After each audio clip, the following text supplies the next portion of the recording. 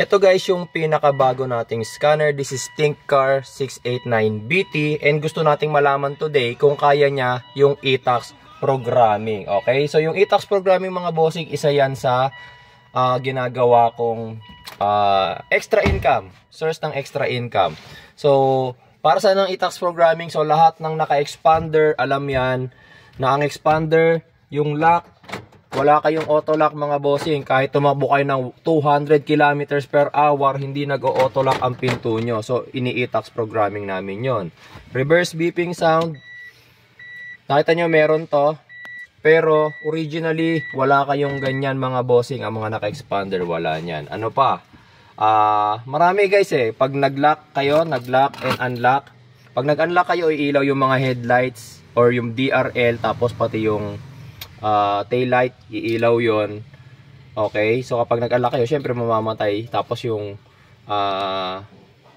center light, maraming factors na pwedeng ma-encode during e-tax programming. So ngayon, yun yung susubukan natin. And titingnan din natin guys kung kaya nito na mag-program ng susi ng immobilizer ng Mitsubishi. So ngayon, first na kailangan muna natin gawin, syempre health report muna tayo. Okay, so ito yung sinasabi ko, the e-tax. And yes, meron siyang coding, ayun. Basta lumabas yung coding na yon, ibig sabihin, capable siya ng e-tax programming. So tingnan natin coding. Tapos, ito tayo, on vehicle coding, manual coding. Yes. Pag ito guys, gumana, ito na ang pinakamura na scanner na kaya ang e-tax programming. Kasi, yung dati kong ginagamit, which is the ThinkTool Lite, ang price nun is 50,000. Yung current na scanner ko, yung ThinkTool Master, is 85,000. Ito, mabibili nyo lang to sa online for only 26,000. So kung gagana to mga bossing, ito na yung pinakamurang e-tax programming scanner na pwede nyo magamit. So, yan sinishare ko sa inyo, hindi ako madamot. So kapag bumili kayo nito, pwede na kayo mag e-tax programming services.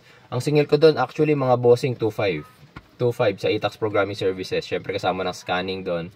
And syempre yung programming natin. Imagine niyo kung bibili kayo nito at mag e-tax programming kayo, nasa inyo na yun kung mas mababa ang fee niyo. Pero yan, sinishare ko, hindi ako madamot guys. Ayan. So ito yung tinutukoy ko sa inyo.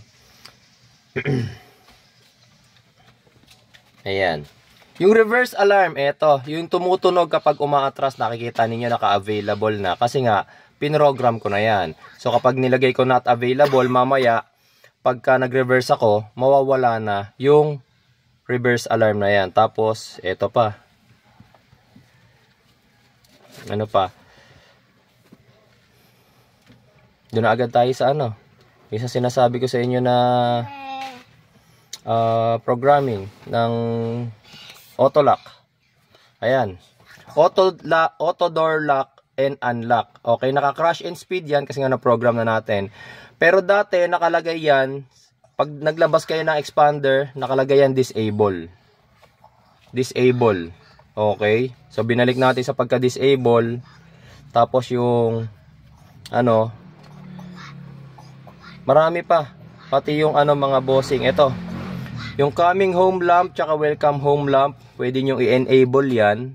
Okay, tapos kapag nag-unlock nga kayo, nakailaw yan. So okay, papakita natin sa inyo. Ayan, enable natin. Ito optional optional kung gusto nyo yung yan, welcome home light na yan.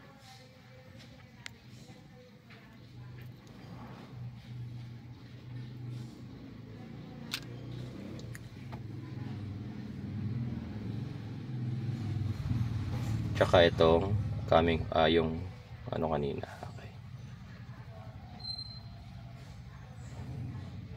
Okay.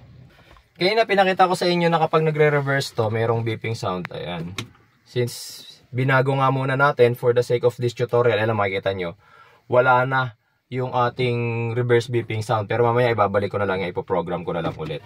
So guys, yung sinasabi ko sa inyo na pwedeng idagdag yung accessories. Kapag nag-unlock kayo, yung ating DRL, hindi naman yan umiilaw, pati yung tail light natin. So, pinrogram natin siya. Ayan Pwede nyo ring isama yung headlight. Nasa sa inyo yan. Depende sa programming kung gusto nyo lang. Pero syempre, since kung di ako nagkakamali, halogen pa yata ang headlight eh. Hindi ko sure kung halogen. Pero kung halogen nga yan, medyo malakas yan sa battery power consumption. So kapag nag-unlock kayo, kung medyo mahina na yung battery nyo, nakaka-affect din syempre yung headlight natin. Tapos tignan nyo, ito nakailaw na yung DRL. So ito dito rin. Sa tail light, syempre, nakailaw rin yan. Ayan o. Pag nakalock, diba? Unlock natin. Ayan o, umilaw na rin yung tail light.